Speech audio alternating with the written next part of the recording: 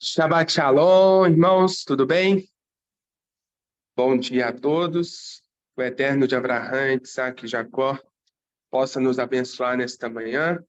É com muita alegria que estou aqui nesta casa para conversarmos, para falarmos a respeito da Parashá Vaet Hanan, Parashá com contexto base em Deuteronômio, capítulo 3, a partir do versículo 23, até o capítulo 7, versículo 11. Essa paraxá é traduzida como eu pedi, e também, ou, também traduzida como eu supliquei. É um desafio muito grande, a paraxá que é extensa, tem inúmeras aplicações pessoais para as nossas vidas. E uma das principais assim que eu identifiquei, e eu peço ao Eterno que me dê sabedoria para conseguir transmitir aquilo que o Eterno tem falado comigo, que está no meu coração, de uma forma que consiga alcançar os irmãos, consiga é, produzir frutos na vida dos irmãos. Bom, lá no versículo 23 do capítulo 3, está escrito: Eu supliquei a Adonai, Adonai Elohim, tu já começaste a revelar tua grandeza a teu servo e tua mão forte, pois que outro Deus existe no céu ou sobre a terra capaz de realizar as obras e os atos poderosos que tu fazes? É interessante observarmos que Moshe começa sua oração, ele começa sua prece entoando louvores a Deus, engrandecendo o nome do Eterno, né? Olha só, tu começaste a revelar tua grandeza a teu servo, tua mão forte. Que outro Deus existe no céu ou sobre a terra capaz de realizar as obras e os atos poderosos que tu fazes? E aí, a partir deste momento,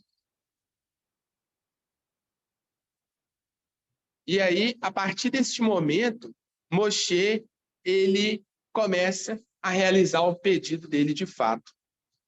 Aqui há uma aplicação muito interessante para nós.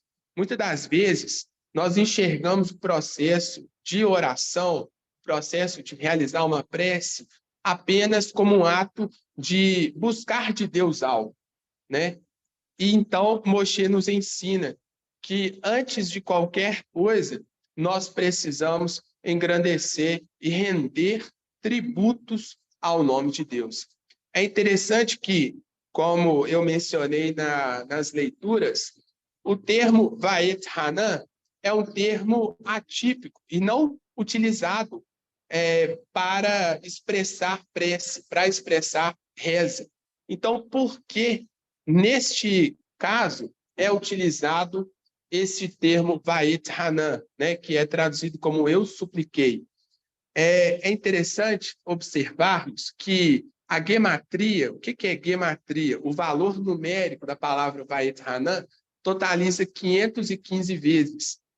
Então, os sábios, eles trazem uma interpretação deste valor numérico, que significa que Moshe, ele fez essa súplica, ele fez esta oração nada menos que 515 vezes. Isso é bem interessante. Imagine você,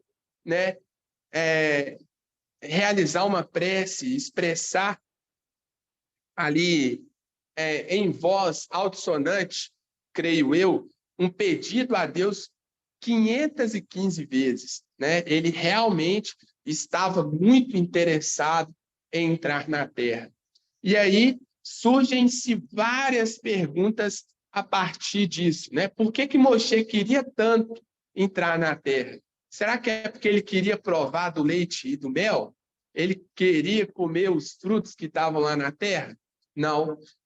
A a intenção de Moshe era muito maior do que simplesmente agradar o seu bel prazer.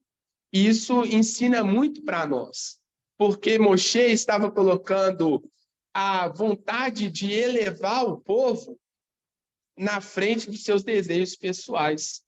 Muitas das vezes, nós não somos capazes de fazer o mesmo, né? A gente coloca primeiro a nossa necessidade, nós colocamos primeiro os nossos interesses para depois pensar no interesse coletivo, né? Que isso sirva para tocar no nosso coração e nos ajude a rever as nossas escolhas, as nossas práticas. Bom, a vontade dele, então, era o quê? Ter a oportunidade de realizar, de guardar todos os mandamentos que existiam e que era aplicável a ele guardar na terra da aliança, na terra da promessa. Por quê, Brendel? Há mandamentos que eram aplicáveis, né? Que são aplicáveis apenas à terra de Canaã. Então, Moshe, ele vislumbrava a possibilidade de cumprir a lei, de guardar a lei. Moshe não pôde. Por quê? Porque o próprio Eterno falou com ele. Olha só, por favor, permita-me atravessar e ver a boa terra do outro lado do Iarden, essa bela região montanhosa. No entanto, Adonai irou-se contra mim por causa de vocês, e ele não me ouviu. Adonai me disse: chega, não me diga mais nada a respeito deste assunto.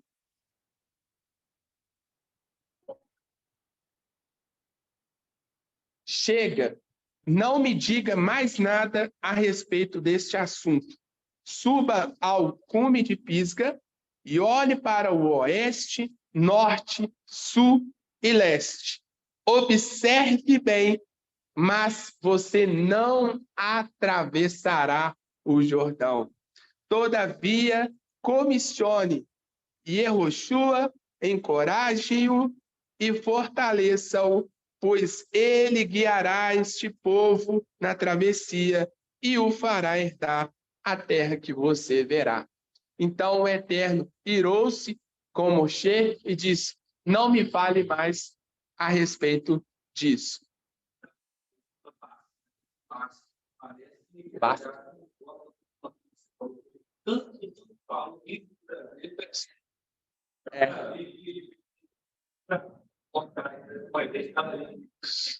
Interessantíssimo. Basta. Não quero mais ouvir você falar disso. E então, eu entendo, né? Nós podemos perceber o seguinte: o que Moshe queria era elevar o povo ao nível de ver, né? Por quê? Nós bem sabemos que Moshe ele viveu uma experiência única. O próprio texto vai relatar na sequência que enquanto Deus falava com o povo do meio do fogo, o povo ouviu. E Moshe o quê? Moshe viu. A experiência que Moshe teve foi diferente. A experiência que Moshe vivenciou foi uma experiência a nível de plenitude da divindade que trouxe para ele uma compreensão totalmente diferente do povo. Ele queria levar isso para a terra de Canaã. Sim. Teria antecipado o reino messiânico. Bem interessante isso. Então, imagine só, se Moshe tivesse feito isso, cumprido as mitzvot e tal, ele teria antecipado o reino messiânico, o povo de Israel não teria sido dissipado entre o mundo, nada disso teria acontecido.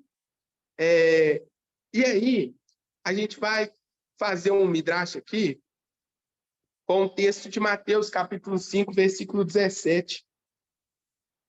O que Cristo ele nos diz lá? Não pensem que vim abolir a Torá aos profetas. Não vim abolir, mas completar, cumprir, trazer a plenitude, trazer a abundância. Sim, é verdade, digo a vocês, até que os céus e a terra passem, nem mesmo um iud ou um traço da Torá passará, não até que todas as coisas que precisam acontecer tenham ocorrido. Ou seja, o que Moshe quis fazer, não conseguiu, e Yeshua veio e fez em seu ministério terreno. E aí, eu quero fazer um outro, chocar outro texto aqui, né? Fazer um outro midrash, entre Mateus capítulo 11.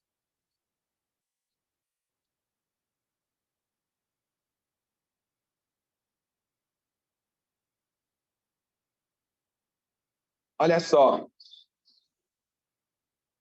a partir do versículo 23. Vamos ler a partir do versículo 22. Mateus 11, 22. Mas eu lhes afirmo que no dia do juízo será mais suportável para Sodoma e Gomorra que para vocês. E você, Cafarnaum, será exaltado ao céu? Não. Você descerá até o Sheol. Se os milagres que em você foram realizados, desculpa, deixa eu ler aqui na minha versão normal. Só um minutinho.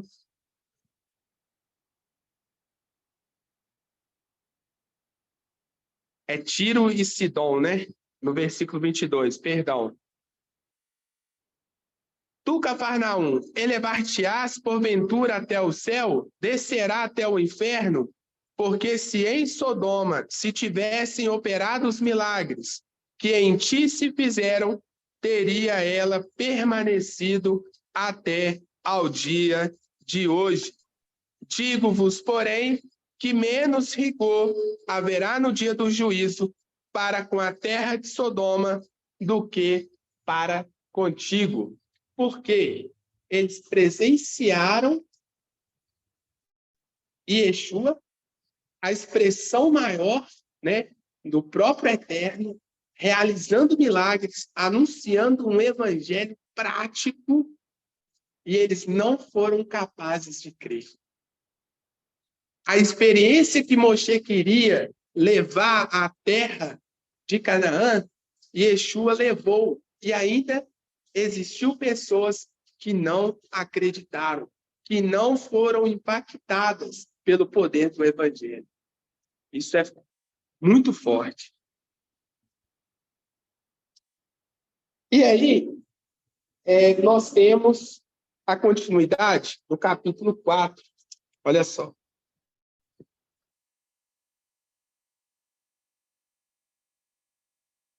Agora, Israel, ouça as leis e regras que eu ensino, a fim de que vocês as sigam para que vivam. Então, entrarão e tomarão posse da terra que Adonai, o Deus de seus pais, dá a vocês, a fim de obedecer às mitzvot de Adonai, o seu Deus, que estou dando a vocês. Não acrescentem nada ao que digo e nada subtraiam delas. Olha que interessante. Tem aqui as mesmas palavras que Yeshua usou, né, no Mateus capítulo 5, no Sermão da Montanha. E aí a gente entende, né, como que Moshe abriu mão da ideia de trazer a percepção de plenitude a nível de ver e trouxe agora a nível de escuta, ouça, né? Shalom, tudo bem? Shabbat Shalom. E aí tem uma frase que eu achei bem interessante e que eu gostaria de repeti-la, né? Ver é incomparável a escutar. Quando Yeshua, ele nos diz em Marcos, no capítulo 16, né, que os sinais se seguiriam aos que crerem, ele nos revestiu com uma plenitude do Evangelho que só ela pode fluir ao nível de ver. Isso vai depender de quê? Vai depender do nosso nível de obediência, vai depender do nosso nível de dedicação, vai depender do quanto que nós entendemos, compreendemos e exercitamos o ministério que recebemos de Deus. São possibilidades que nos elevam a ser o bom perfume de Cristo da forma mais plena neste mundo, anunciando o evangelho a tempo, fora de tempo, né? Sendo um dispenseiro da multiforme graça de Deus. Essa é a nossa missão. E quando a gente entende isso e passa a ser um embaixador do evangelho de Cristo, alguém com autoridade para impor a mão sobre os enfermos e os curá-los, impor a mão sobre os demônios, né, os endemoniados, e os demônios partirem em retirada, essa pessoa está operando na plenitude daquele que viu, daquele que presenciou. Isso é diferente. É diferente quando nós temos experiência de um evangelho prático do que temos experiência apenas de um evangelho falado, né? Quem ouve, quem escuta, beleza. Isso aí gera fé nele, porém essa fé, ela precisa ser exercitada, ela precisa ser praticada. Por quê? Porque a fé sem obras, ela é morta. Os irmãos entenderam aqui a relação que eu tentei fazer? Bom, e aí nós temos uma ordem bem interessante, né? Vamos retornar aqui Deuteronômio capítulo 4, que lá fala para preservarmos, né? Olha só. Vocês viram com os próprios olhos o que Adonai fez a Baal Peor. Adonai destruiu dentre vocês todos os homens que seguiram Baal Peor. Mas vocês que se apegaram a Adonai, o Deus de vocês, estão vivos hoje, cada um de vocês. Vejam, ensinei a vocês as leis e regras, como Adonai, meu Deus, me ordenou, para que possam se comportar de acordo com elas na terra em que entrarão, com o objetivo de tomar posse dela. Toma posse quem? Obedece. Perceberam aqui uma relação? Quem obedece, então, ele é digno de usufruir da promessa. Portanto, guardem-nas e sigam-nas, preservem-nas, né? Em outras traduções. E aí, olha só, como que eu posso preservar a palavra de Deus? Como que eu posso preservar as instruções do Eterno? Estudando-as. Concorda? A partir do momento que eu estudo o mandamento, a partir do momento que eu estou internalizando aquele conhecimento, eu estou preservando ele. Então, a minha missão é estudar, transmitir, ao ponto de impregnar no meu filho o desejo de continuar estudando e continuar multiplicando o conhecimento da Torá. É isso que é guardar, é isso que é impregnar, que é preservar. E aí, a gente pode fazer um midrash com Salmos, né? O Salmo 1, que fala, né? Ele medita na lei do Senhor dia e noite. Dia e noite. Isso é poderoso. Então, todos os povos considerarão possuidores de sabedoria e entendimento. A Torá, olha só, deixa eu ler aqui.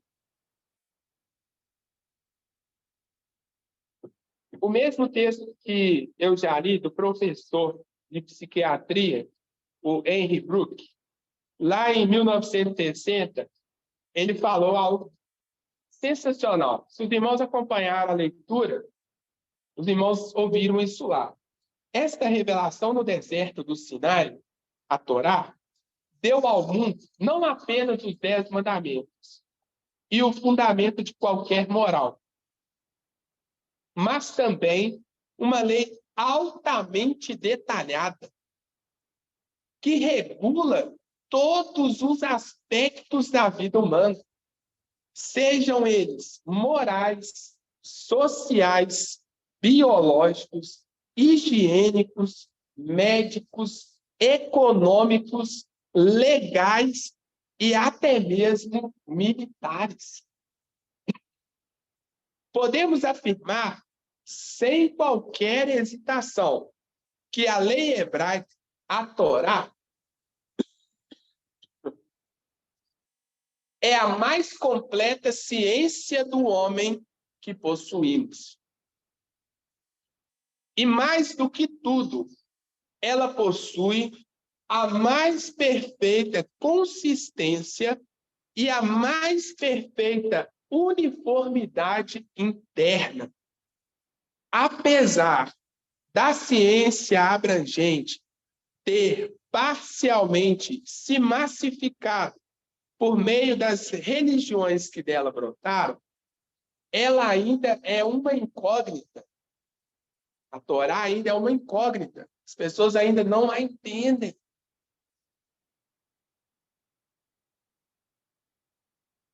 Que ainda não foi adequadamente compreendida. As religiões que dela surgiram tomaram emprestado principalmente sua moral, e mesmo assim com mudanças significativas. Ou seja, não aplicou tudo. Excluindo a lei hebraica, biologia, sociologia e etc. Em poucas palavras, excluíram todos os aspectos concretos e práticos da Torá. Um estudo completo que seja preciso em seus detalhes é algo do qual não se deve abrir mão se quisermos compreender bem o espírito da Torá. A Torá, ela vai nos dizer o que nos convém comer, como devemos nos comportarmos em relação ao nosso próximo, em relação a Deus, a nossa vida espiritual, o nosso relacionamento horizontal com o nosso próximo, com a sua esposa. Ela vai te dar nutrição e servir de guia para todos os aspectos da nossa vida.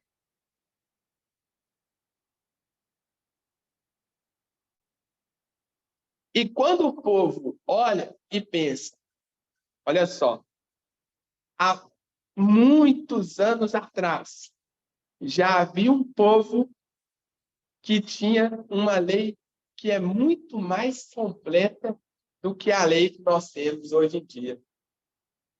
Que povo é esse? Qual é o Deus desse povo que há muitos anos atrás já havia, por exemplo, implantado uma lei de retribuição, que é o caso, né, da lei de dente por dente e olho por olho. Exatamente. Muito mais à frente, muito.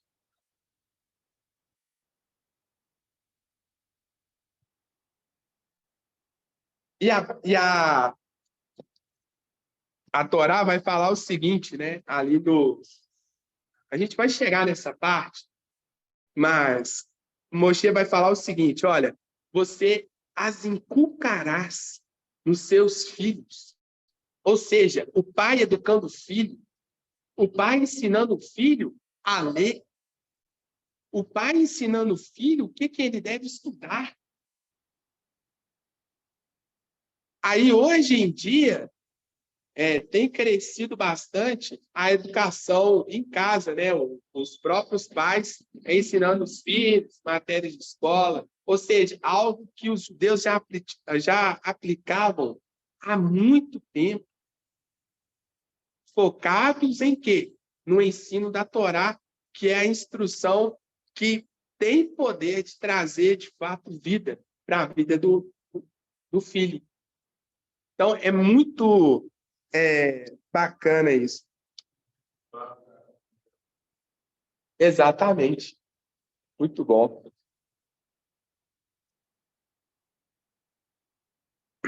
Então, todos os povos os considerarão possuidores de sabedoria e entendimento, quando eles ouvirem falar sobre todas essas leis, dirão: esta grande nação é com certeza um povo sábio e detentor de conhecimento. Pois que grande nação existe com um Deus tão próximo como Adonai, nosso Deus, está sempre que chamamos por ele? Que grande nação existe que detenha leis e regras como as de toda esta Torá que ponho diante de vocês hoje? Nenhuma outra. Apenas tenham cuidado e cuidem de viver de modo diligente para que não se esqueçam do que viram com seus próprios olhos, para que essas coisas não se desvaneçam do coração de vocês. Ao contrário, façam-nas conhecidas a seus filhos e netos. O dia em que vocês estiverem diante de Adonai, o Deus de vocês, em Horeb, quando Adonai me disse: reúna o povo para mim, e eu os farei escutar minhas palavras, para que aprendam a se maravilhar comigo enquanto viverem sobre a terra. É exatamente o mesmo processo que nós, que fomos reconciliados com o Eterno por intermédio de Yeshua, devemos seguir. O que está escrito em João capítulo 5, versículo 39? Examinai, pois, as Escrituras e cuidem de identificar e encontrar nela a vida eterna, pois são elas que de mim dão testemunhos. Ou seja, como que nós podemos conhecer os atos e efeitos do nosso Deus? Por intermédio da palavra. Não há outro meio. Amém, irmãos? Glória a Deus. O versículo 15 do capítulo 4, ele nos traz uma exclamação. E essa exclamação é muito profunda. E aqui é um dos ouça dessa paraxá, ouça. Portanto, cuidem de si mesmos. Olha que intrigante isso. Se nós observarmos apenas essa exclamação, portanto, cuidem de si mesmos. Aplicando isso para nós como comunidade, né? É uma palavra que é muito falada hoje nas organizações, né, nas empresas. Eles trazem o termo cuidado ativo. Eu cuido e deixo ser cuidado. Já ouviram isso? E aí, essa expressão, ela requer de nós uma atenção específica, né? Por quê? Porque ter um corpo totalmente sadio faz parte das maneiras de servir a Deus. É impossível uma compreensão da plenitude de Deus quando se está doente. Portanto, afaste-se de coisas que prejudicam o seu corpo. Bom, eu vou tentar expressar aqui um entendimento que está relacionado um pouco com a composição do nosso corpo. Quando o Eterno criou o homem, o Eterno, né, pegou ali o Adão, né, a terra, a terra, e formou o Adão, né? O Adão. Adamá e Adão. Isso. E aí, olha só que interessante. Daquele pó, ele soprou o fôlego de vida, teve uma fusão de espírito, de sopro, de fôlego com a terra, e o homem se tornou o quê? Alma vivente. É nessa exata ordem que o texto relata o processo de criação. Concordam comigo? O boneco, o Eterno sopra o fôlego e o homem se torna alma vivente. E aí é interessantíssimo isso, né? Imaginemos a lâmpada. O que acontece? Essa lâmpada, ela tem uma fonte. Vocês concordam? Olha só, ela agora está apagada. Para que ela resplandeça sua luz, ela precisa que a fonte dela libere o quê? A energia. Vocês concordam? Então, essa fonte nós podemos trazer e aplicar para o nosso contexto como o próprio Eterno. Ele é quem acende a fagulha que faz o nosso corpo resplandecer. Amém?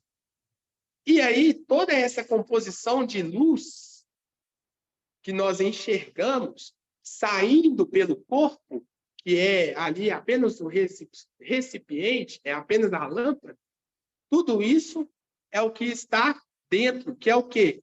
A nossa alma. Trazendo isso para o nosso contexto, eu pergunto, o que a sua alma está nutrindo é o que vai ser exalado pelo seu corpo. É o que vai ser transparecido pelo seu corpo. A pergunta para nós aqui nessa manhã é, como está a nossa alma? Como estão os nossos sentimentos? As nossas emoções?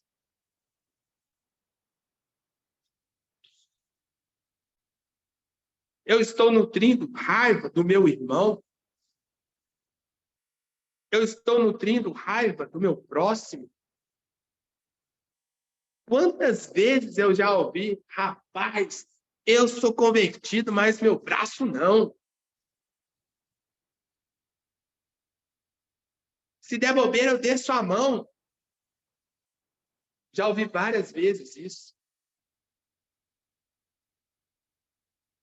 E aí, o nosso corpo, ele vai transparecer, ele vai, de fato, manifestar. Encontrei a palavra que expressa o que eu quero transmitir, ele vai manifestar o que está dentro de nós. E aí, eu volto para o Sermão da Montanha. O que Jesus falou? Se acende uma candeia, não é para colocá-la debaixo da mesa, mas sim em cima, para que sua luz transpareça.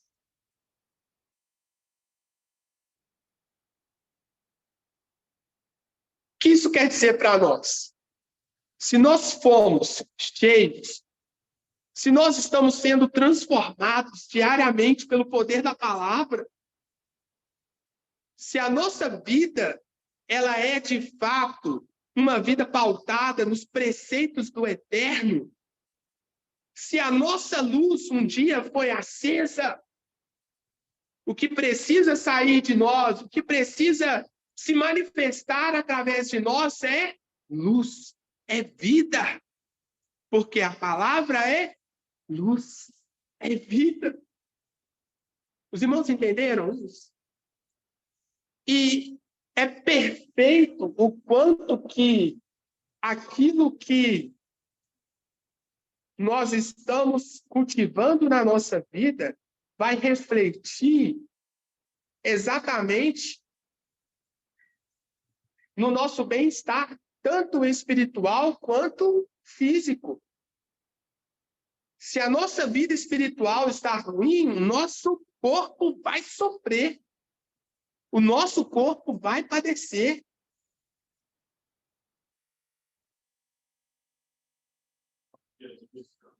O dia a dia fica ruim, exatamente. Convivência com o próximo, o relacionamento dentro de casa, com a família, com a esposa, tudo vai pela ladeira abaixo. E só o eterno para ter misericórdia. Só você não está manifestando aquilo, né? Nunca está lá queimado. A energia está vindo, mas não está manifestando. Ele vai entrar no momento de Deus em volta. Então, o que você está vindo tentar para o direito. Tem prática nenhuma.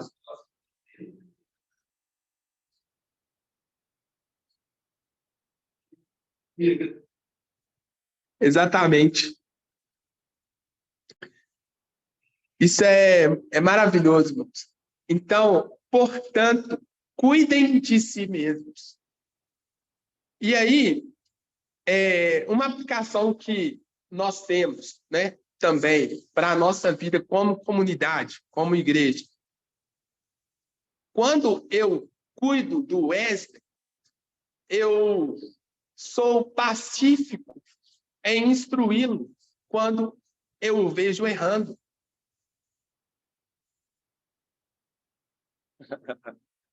Quando eu cuido do Tiago, eu sou pacífico em observar se ele está errando e ao invés de pensar, olha, não, deixa, o homem é velho, barbado, ele se vira para lá. Quantas vezes eu já ouvi essa expressão, esse homem é velho, barbado, deixa ele para lá. Ou melhor, não, fulano de tal é muito complicado. Deixa ele procurar o rumo dele lá. Se ele encontrar outro lugar, é até melhor para nós. Eu já ouvi isso, irmãos. Não estou mentindo. Então,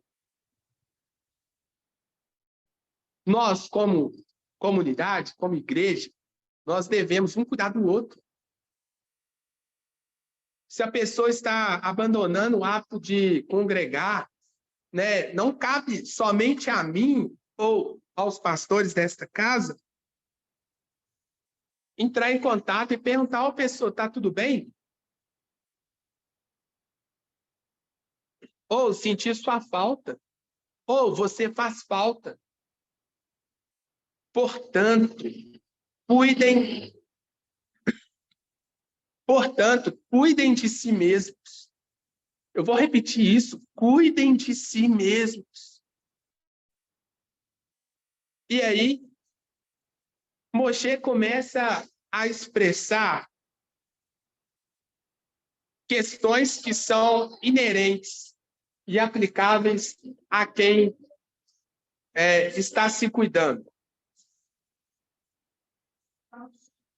Moshe vai começar a relatar alguns aspectos que são bem interessantes e que nós devemos praticar, colocar em prática como pessoas que, de fato, se cuidam, tá?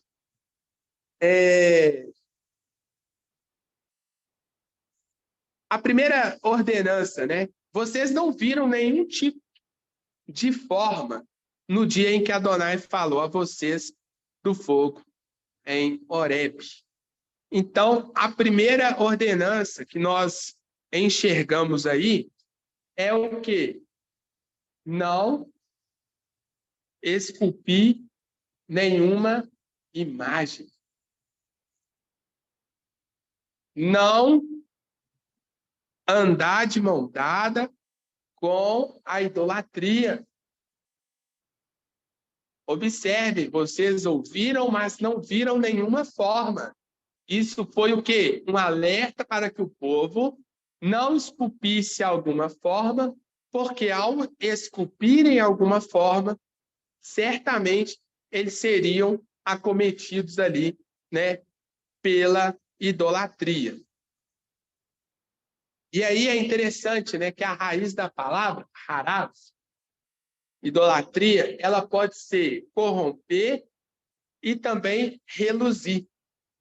Então, aplicado à nossa vida, quando nós somos convenientes com a idolatria, a gente se corrompe, a gente cai, a gente vai pelo abismo. Mas quando eu simplesmente obedeço, eu vou reluzir, eu vou transparecer, eu vou expressar a magnitude daquilo que está dentro de mim, que é a lei do Senhor. Amém, irmãos?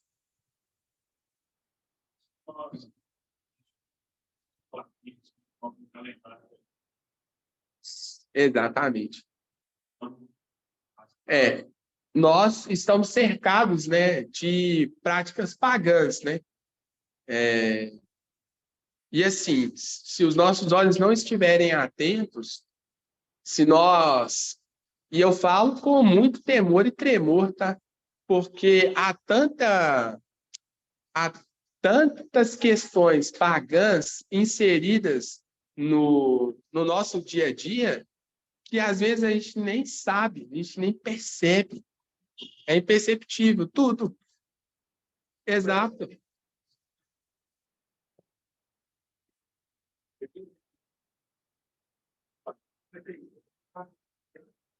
É.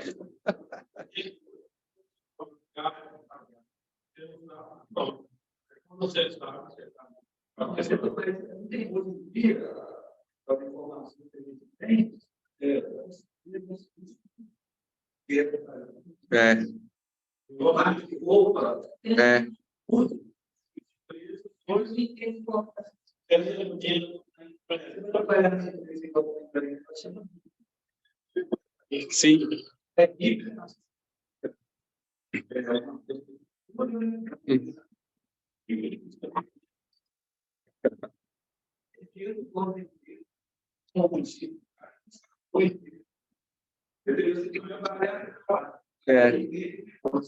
Ser luz com ele espiritual. Isso.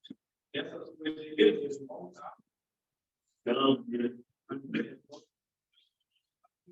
E depois eu sei que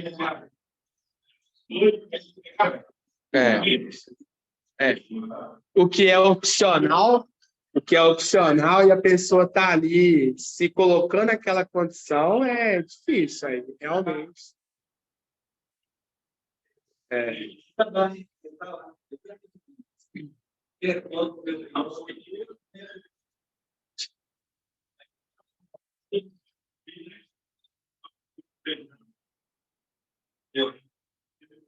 Mas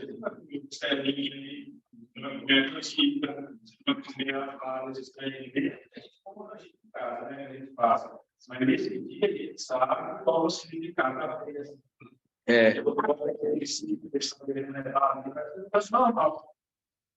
Isso é comigo, e daí vontade de não pegar e tá, mas quer até bater na gente, aí não dá.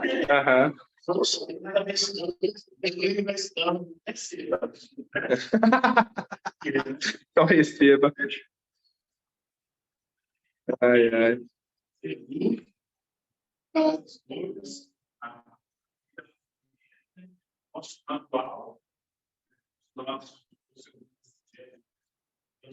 A gente tem e tudo é baseado na Bíblia, nessa geladeira, no mal, o carro no mal, você tem que passar com água. Então,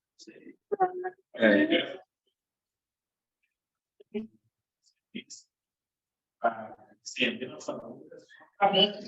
Só quem está ouvindo aí está recebendo, vai ser que vai acender a sua luz, vai dar força para continuar, mesmo que a luz do tempo apagar, a nossa tempo está chegando,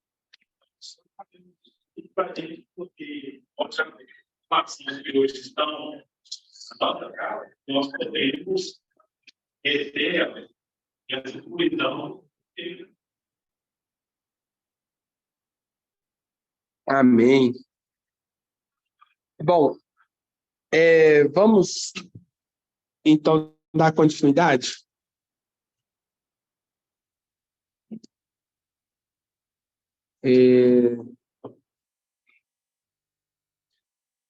Quando vocês tiverem gerado filhos e netos, lá no capítulo 4, versículo 25, e vivido bastante tempo na terra, e se tiverem corrompido e feito uma imagem esculpida, a representação de alguma coisa, realizando assim o mal aos olhos de Adonai, o Deus de vocês, provocando, chamarei o céu e a terra para testemunhar contra vocês, hoje, que vocês desaparecerão rapidamente da terra em que vão entrar, atravessando o Jordão para tomar posse.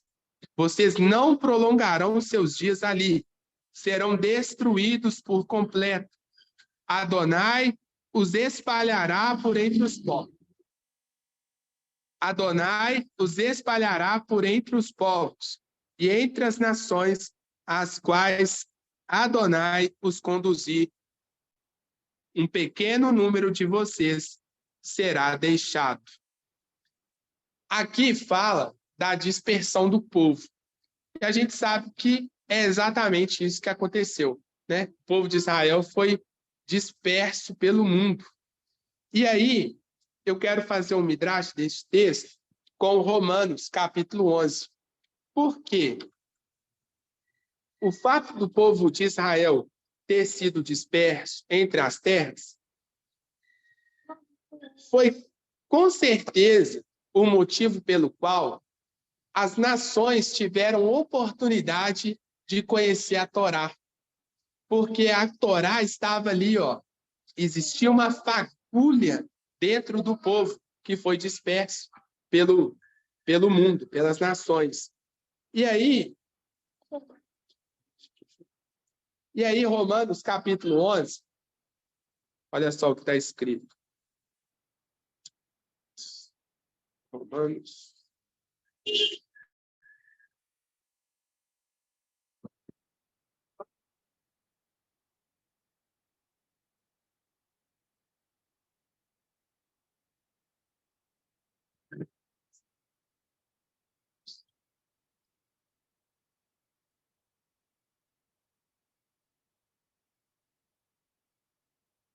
Olha só o versículo 15. Vamos ler o Romanos, capítulo 11, 13 ao 15. Entretanto, aos gentios entre vocês digo isto, pelo fato de eu mesmo ser um emissário aos gentios, torno conhecida a importância do meu trabalho, na esperança de poder, de alguma forma, provocar ciúme em algumas pessoas do meu povo e salvar algumas delas. Porque se o fato de terem rejeitado Yeshua significa a reconciliação do mundo, o que significará quando o aceitarem? Será vida dentre os mortos. Amém? Os irmãos entenderam a relação aqui? Então, o Eterno está, desde lá, usando o povo de Israel como instrumento para trazer vida, né, para os gentios. Isso é interessantíssimo. Bom, oi? Exatamente. Isso é perfeito. Isso é maravilhoso. Exatamente.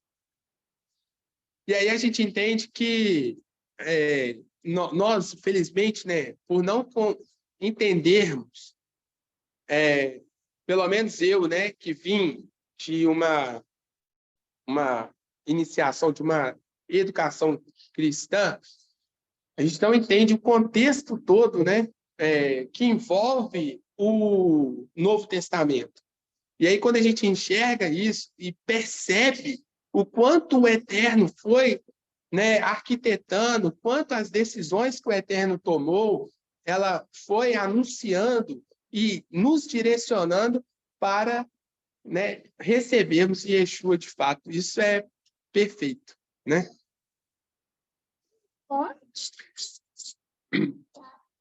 Um detalhe que eu passei aqui desapercebido é do versículo 14, né? Olha só. Nesse tempo, Adonai ordenou que eu ensinasse a vocês leis e regras, para que vivam por elas na terra em que entram a fim de tomar posse dela. Então, o que Moshe estava fazendo? Comunicando, né, a Torá. E aqui fala exatamente de quê? De lei oral, de lei falada, de lei comunicada, né? Então, Paulo fala, né, que os judeus têm muitos benefícios, e um deles é o fato de eles serem donos, né, eles terem recebido os oráculos divinos.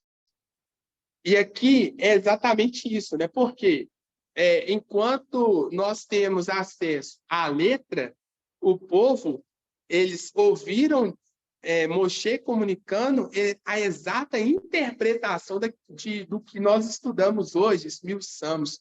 Então, aquilo ali era o quê? É a comunicação da interpretação da lei. Moshe já começou a entoar ali a lei falada, ensinando para eles a exata interpretação de tudo aquilo. Maravilhoso, né? Beleza. E aí, dando continuidade, nós temos esse chamado, né? E essa ordenança de não nos curvarmos à idolatria.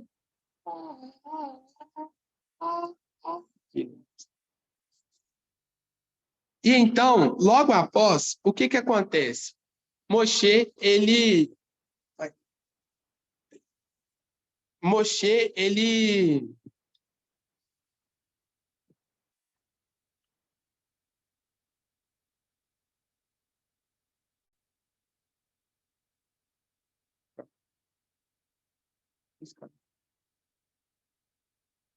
E aí, meus irmãos, o que acontece? Moshe, então, separa a cidade de refúgio, né? E aí, eu não vou me ater aos mesmos detalhes que eu já mencionei na leitura, mas eu quero apenas fazer menção aqui a um tópico.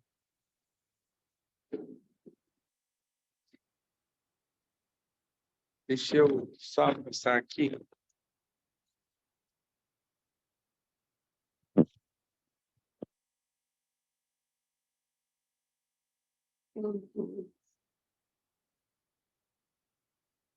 Só um minutinho. Então Moshe separou 3 cidades do lado leste do Jordão, em direção ao nascer do sol. Em direção ao nascer do sol. Qual a importância dessa informação nesse texto? Né? Do ponto de vista geográfico, não indica nada. Né? Então, por quais razões isso está aqui nesse texto? Isso é bem interessante. Né? Então, o texto fala, olha, então Moshe separou em direção ao nascer do sol. Direção ao nascer do sol fala de luz. E aí os sábios trazem uma aplicação maravilhosa. Eles falam que Moshe, com essa atitude, ele estava trazendo luz àqueles que haviam cometido um assassinato devido à imprudência. E aí, olha só, porque quem poderia habitar naquela cidade de refúgio eram pessoas que não tinham cometido algo de forma voluntária, né? Não tinham cometido um assassinato por opção, né? Aqui fala, para onde um assassino poderia dirigir-se, isto é, aquele que matasse uma pessoa por engano, de quem ele não sentisse ódio, esse poderia fugir para uma dessas cidades e viver ali. A pessoa não era livre da consequência, porque ele estava sendo retirado, né, do convívio com a sociedade, estaria indo viver isolado, ou seja, a imprudência dele estava sendo punida, mas Moshe se cuidou, né, se reservou ao cuidado de trazer luz para a vida daquelas pessoas. Esse detalhe aí é maravilhoso.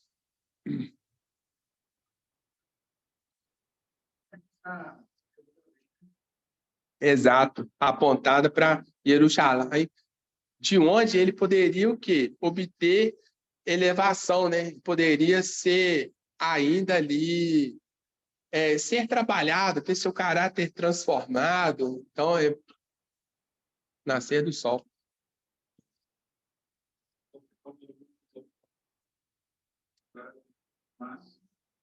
E vira do outro.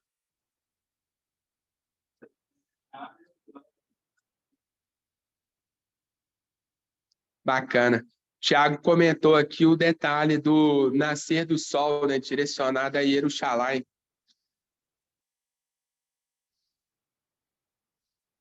Então, meus irmãos, logo após, no capítulo 5, então Moshe chamou todo Israel e lhe disse: ouça, Israel, ouça as leis e regras que anuncio aos seus ouvidos, né? Então, eu estou te comunicando aqui no detalhe. Eu não estou falando de qualquer forma, estou falando no seu ouvido, né? Eu estou te comunicando a Torá de uma forma paciente, de uma forma amorosa, para que vocês aprendam e cuidem de cumpri-las. Então, eu estou comunicando a Torá para vocês de uma forma que vocês possam compreender, e além de compreender, eu quero que vocês cuidem de praticar isso. Adonai, nosso Deus, fez uma aliança conosco. Ele não estabeleceu essa aliança com nossos pais, mas conosco, com todos nós que hoje estamos vivos aqui. Adonai falou com vocês face a face do fogo sobre a montanha. Nesse tempo, eu permaneci entre Adonai e vocês, com o objetivo de falar a vocês o que Adonai estava dizendo, pois, por causa do fogo, vocês sentiram medo e não subiram à montanha. Ele disse: eu sou Adonai, o seu Deus, que o tirou da terra do Egito, onde você viveu como escravo. Irmãos, eu acho isso muito interessante porque Moshe sempre faz questão de mencionar de onde o povo tinha saído, né? Olha, lembre-se, você um dia foi escravo. E não é diferente de nós. Por quê? Nós vivíamos em um mundo atolados, né, no lamaçal do pecado. De lá nós fomos resgatados. É importante lembrarmos disso. Quando nós lembramos de onde nós saímos, o que nós éramos, nós deixamos a acomodação de lado. Porque, às vezes, eu já estou aqui, estou tranquilo agora, eu sento em cima daquela serenidade, daquela suposta tranquilidade, me acomodo, cruzo os meus braços. E quando eu estou trazendo à tona quem eu era, o que eu vivia, o contexto que eu vivia, eu estou me despertando. Opa, eu era um escravo.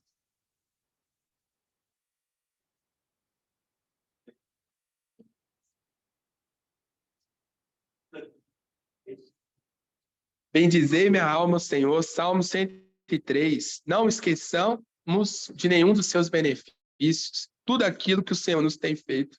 Maravilha, glória a Deus. Então, nós temos ainda outra declaração.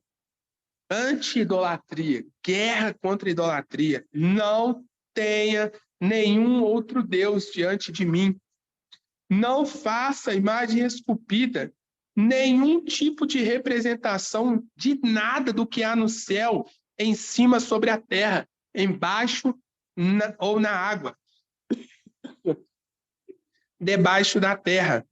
Não se curve diante dela, nem lhe preste culto, pois eu, Adonai, seu Deus, sou um Deus zeloso, que pune os filhos pelos pecados dos pais, também a terceira e quarta gerações de quem me odeia, mas demonstro graça até a 1000ª geração de quem me ama e obedece às minhas mitzvot.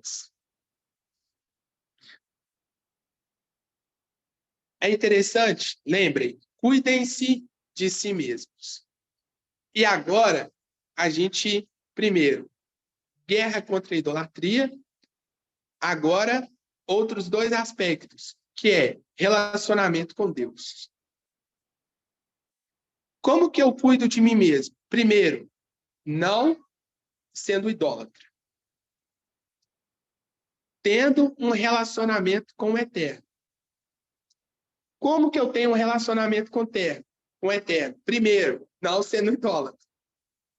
Depois, não usando o nome do Eterno em vão. Depois, guardando o dia do Shabá para torná-lo sagrado. Vocês têm 6 dias para trabalhar e realizar todo o serviço. O 7º dia é o Shabá. Se você quer ter um relacionamento com o Eterno, guarde o Shabá. Eu não trabalho, mas eu tenho gente que trabalha para mim. O importante é que eu não estou trabalhando. Opa, será que é isso mesmo? Nem você, nem seu filho, sua filha, nem o seu escravo ou a sua escrava, nem o seu boi, nem o seu jumento ou outro animal, nem mesmo estrangeiro que estiver com você dentro dos portões de sua propriedade, para que seu escravo e sua escrava possam descansar do mesmo modo que você. Ou seja, não adianta eu cuidar somente de mim. Eu preciso cuidar daqueles que estão dentro dos meus portões. É minha responsabilidade. Não adianta só eu pensar no meu relacionamento com Deus e esquecer de quem está próximo de mim.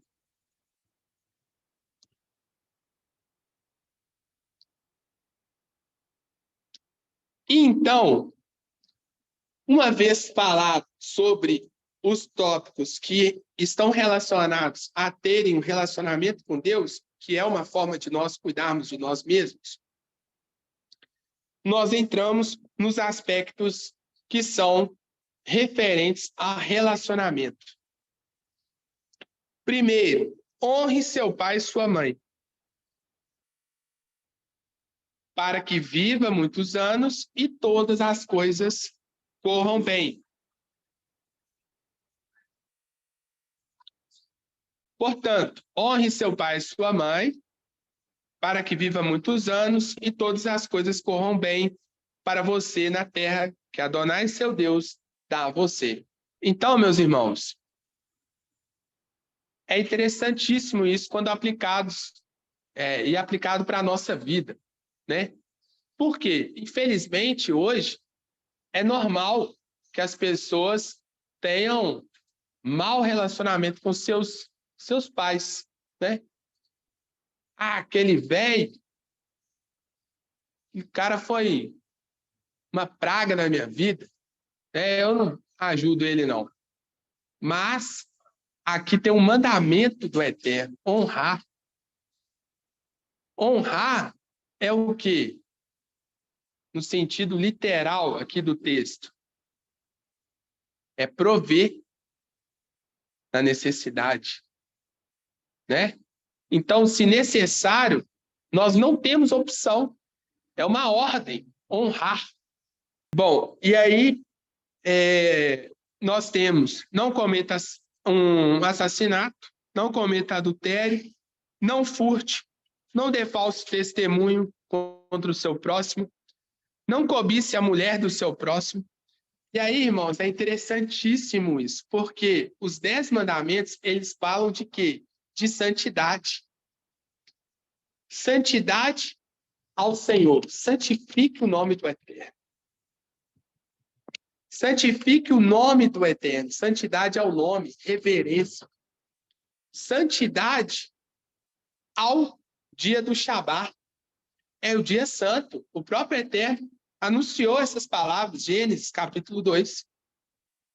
Santidade ao seu relacionamento fraternal, seu relacionamento com seus pais.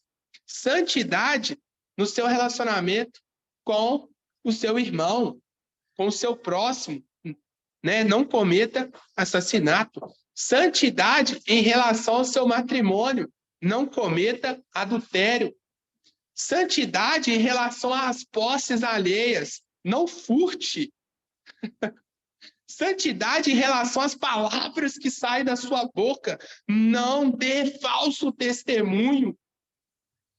E santidade em relação ao matrimônio do próximo, não cobice a mulher do seu próximo, nem sua casa, nem o seu campo. Santidade em relação aos bens do seu irmão.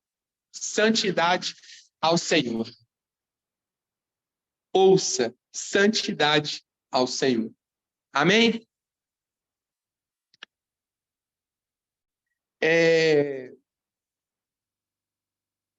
E aí é interessante, né, meus irmãos? Eu vou saltar um pouco aqui.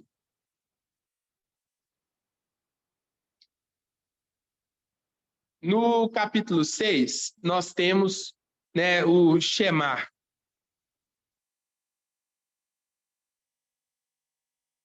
E aí nós temos uma palavra, né? Muitas das vezes a gente escuta que como que você faz para prolongar os seus dias na terra? Honra teu pai e tua mãe, né? A pessoa só lembra dessa parte, né? Mas olha só o que está escrito lá no versículo 2 do capítulo 6. Para que temam a Adonai, nosso Deus, e guardem todas as suas regras e mitzvot, que são mandamentos racionais e suprarracionais, né? Essa palavra é bem legal, porque é coisa que a gente não entende, né?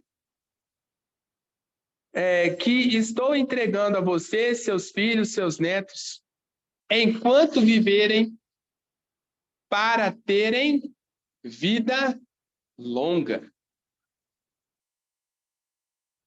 Perceberam aí?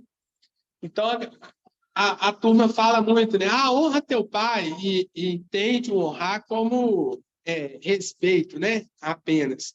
Não entendem o sentido literal ali do texto. Mas, também para que os nossos dias sejam prolongados, é necessário que o quê? Nós, né, tenhamos uma vida de prática dos mandamentos, né? Guardar os mandamentos, obedecer aos mandamentos.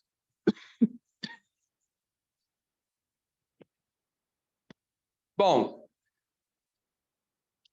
então nós temos aqui o Shema Israel, Adonai Eloheinu, Adonai Had. Ouça Israel, Adonai nosso Deus, Adonai é um. Então aqui é um chamado ao monoteísmo, né? Não há outro Deus. É de novo uma expressão de guerra contra a idolatria, né? Não tenhamos outros deuses além dele. O Senhor, nosso Deus, o Senhor é um. Ouça. E aí, é legal demais a ordem dessas palavras, né? Porque na sequência vem ame Adonai, seu Deus. E, de fato, para a gente chegar ao nível de amar, primeiro eu tenho que ouvir. Amém? E Yeshua trouxe esse mandamento a um novo nível, a um nível diferente. Por quê? Ele agregou a esse mandamento o mandamento de amar o próximo. Mas é interessante que, nestes dois contextos, o ato de ouvir são extremamente importantes. Se eu ouço a palavra do Eterno, se eu ouço o chamado do Eterno, e eu me disponho a obedecê-lo, eu estou disposto, eu estou afirmando com as minhas atitudes, com o meu comportamento de ouvir, que eu estou pronto a amar o Eterno. E quando eu ouço o meu irmão, da mesma forma, né? Eu estou dizendo para ele, olha, eu estou disposto a te compreender, eu estou disposto a entender o seu lado, eu estou disposto a ouvir a sua necessidade. Então, aqui tem um chamado que está totalmente relacionado com a ideia de cuidem-se, né? Portanto, cuidem-se. E aí, meus irmãos, o ato de ouvir é extremamente importante, né? Ouça. Eu ouço a palavra de Deus quando eu venho na igreja, eu ouço o meu pastor falar, mas eu não sou capaz de ouvir a minha esposa. Eu não sou capaz de ouvir o meu filho. Eu não sou capaz de ouvir o meu pai falar comigo. Eu não sou capaz de parar para ouvir quando o meu irmão precisa conversar comigo. Vocês perceberam que há um erro nessa prática? Então, tudo começa pelo ouvir. Os irmãos entenderam o que eu tentei transmitir? Amém? Estas palavras que ordeno a você hoje estarão em seu coração. Ensine-as com cuidado a seus filhos. Fale a respeito delas ao sentar-se em casa, ao viajar pela estrada, ao deitar-se e ao levantar-se. Ate-as à sua mão como sinal, atitude, comportamento. Ponha-as na parte frontal da cabeça, mentalidade, à volta da sua testa, e escreva-as nos batentes das portas de sua casa e em seus portões. E é tão interessante que o judeu usa, né, aqueles elementos que se referem a esses mandamentos, eles usam na mão esquerda, porque ela está mais próxima do coração, porque justamente para demonstrar o quanto que as suas atitudes, os seus comportamentos, aquilo que nós fazemos, está diretamente relacionado com aquilo que está no nosso coração, né? É lógico que a gente sabe que coração aqui é o quê? É entendimento, né? É mentalidade, é compreensão. Então, olha só, esse elemento é justamente para reforçar a ideia de que o que está no meu entendimento, aquilo que eu tenho de emoções, né, o que está dentro de mim, é o que de fato, a minha alma é o que de fato transparece em mim como atitude, como comportamento. E então, nós temos a questão da mentalidade, né? E logo lá embaixo, no versículo 20, um dia, quando seus filhos perguntarem o que significam essas instruções, leis e regras entregues a vocês por Adonai nosso Deus, vocês dirão a eles: nós um dia fomos escravos do faraó no Egito. Amém, irmãos? Então, não adianta eu ouvir, eu compreender, se eu também não estou disposto a ouvir o irmão que está comigo, e aí a gente pode fazer um choque desse texto com o 1 João, que fala ali que aquele que odeia o irmão, né, é mentiroso, né? Isso aí é maravilhoso, a gente pode pegar e aquele que fala que ama a Deus e odeia o seu irmão, né, ele é mentiroso, então ele nunca amou a Deus. Então, nessa exata ordem, eu tenho a obrigação de amar a Deus, é um mandamento, e amar o meu próximo. Se eu não consigo amar o meu próximo, eu preciso voltar, né, lá no primeiro e amar a Deus primeiro. Então, está errado. Se eu falo que amo a Deus e não amo o meu próximo, há um problema bem grave comigo. Eu quero finalizar com um aspecto aqui do versículo do capítulo 7, que é o último ouça, né, dessa paraxá. Essa paraxá, eu escutei vários ouça, né? Ouça atentamente, né?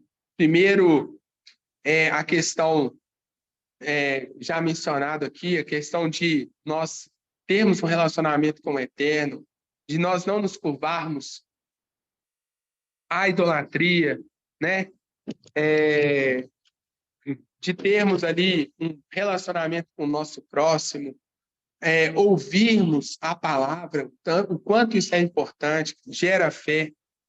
E aí, olha só, o versículo 3 do capítulo 7 tem um ouça que é muito importante aqui para nós. Não se casem com gente desses povos. Que comunhão há entre as trevas e a luz? Né? Amós 3 diz: como andarão dois juntos se não estiverem em comum acordo? Né? Então, aqui há uma ordem referente ao relacionamento, né? A um julgo desigual. Não se coloque em julgo desigual. Há muitas pessoas que argumentam: mas para fulano deu certo, né? Já ouviu isso? Para fulano deu certo. Você sabe se deu certo de verdade? Porque o que acontece em quatro paredes, pouquíssimas pessoas conhecem, talvez somente eles, né? Às vezes eles escondem aquilo para não transparecer a realidade, né? Para não demonstrar o que de fato está acontecendo. Então, essa ordem de não se casar, né, com eles, não se contaminar com mas é feio essa palavra, né? Você vai se contaminar com uma mulher que não é crente. Não, você não vai se contaminar com ela. Você vai se contaminar com as práticas que ela vai trazer para o seu relacionamento. Ou, o contrário, você vai se contaminar com as práticas que ele vai trazer para o seu relacionamento. Então, a partir do seu relacionamento, você começa a ter que conviver com festas pagãs, você começa a ter que conviver com imagens de escultura dentro da sua casa, né? Então, irmãos, aqui tem um alerta. Sejam cuidadosos. É lógico que eu estou falando aqui para pessoas que já são casadas e tudo, mas também para pessoas que ainda estão nesse processo. Tem de cuidado, né? Se você ama de fato essa pessoa, não se coloque em um julgo desigual com ela, porque isso aí pode ser extremamente prejudicial para vocês no futuro. E eu finalizo com uma passagem que, para mim, é o último ouça que eu escutei aqui. Porque antes dessa palavra né, ser transmitido a vocês, o Eterno falou bastante comigo.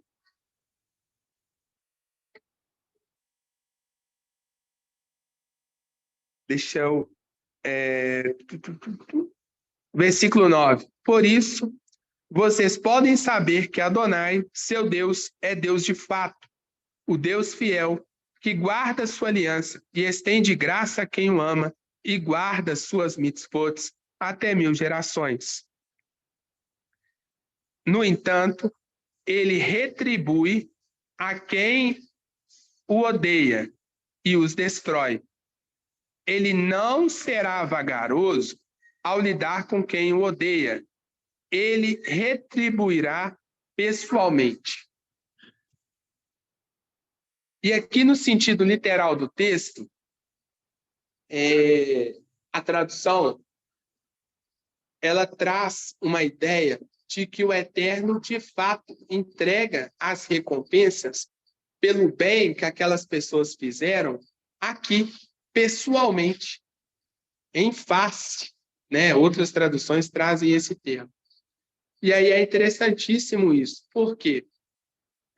A gente entende que o Eterno, ele está o quê? Entregando a recompensa, está entregando bênção para quem o odeia.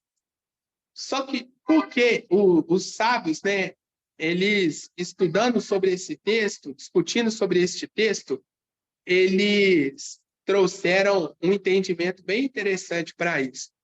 E eles falaram o seguinte, que o Eterno recompensa a quem o odeia aqui na terra, para que ele não tenha recompensa nenhuma a ser recebido no mundo vindouro.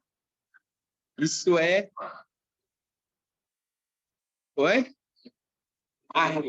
A recompensa dele já colheu aqui. É sensacional isso. E aí, portanto, guardem as mitzvot, leis e regras que eu dou a vocês hoje e tratem de cumpri-las. Ou seja, para quem cumpre, para quem observa, não está falando aqui que o Eterno vai recompensar ele.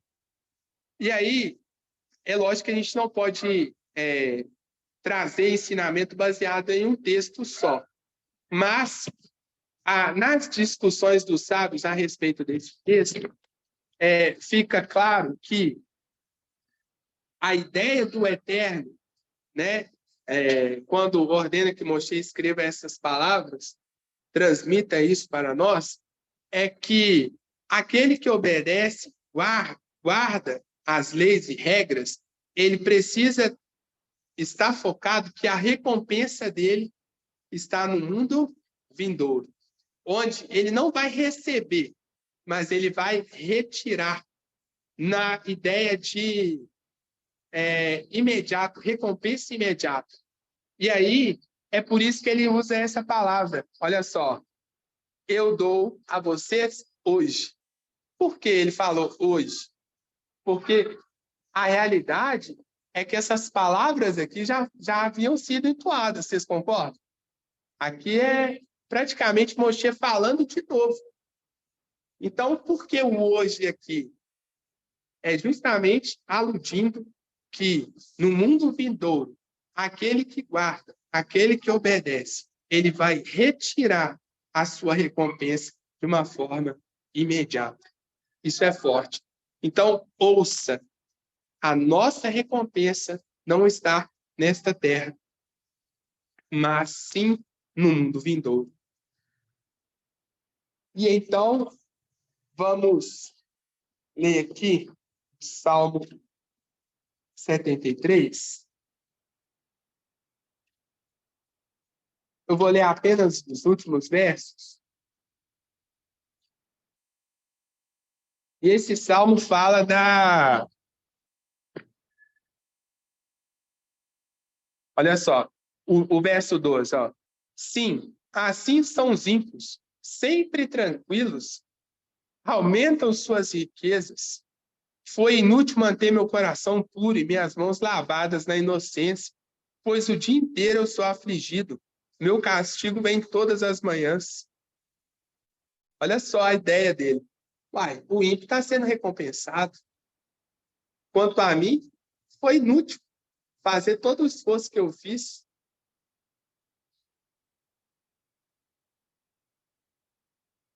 Quando eu estava amargurado, verso 21, e no íntimo senti inveja, agi como um ignorante, como um animal irracional que nada pôde compreender. Contudo, sempre estou contigo. Tomas minha mão direita e me sustens. Tu me guiarás com teu conselho e depois me receberás com honras. A quem tenho no céu, senão a ti? E contigo nada mais desejo na terra. Olha que profundo. Minha mente e meu corpo podem fraquejar, mas Deus é a força do meu coração e minha porção para sempre. Os que estão longe de ti perecerão no mundo vindouro. Tu destróis todos os infiéis. Quanto a mim, bom é estar perto de Deus. Fiz de Adonai Elohim meu refúgio, para que eu possa proclamar todos os teus feitos. Amém? Para o Hashem, bendito seja Deus, um excelente Shabbat, em nome de Yeshua HaMashiach. Amém. Obrigado a cada um que participou.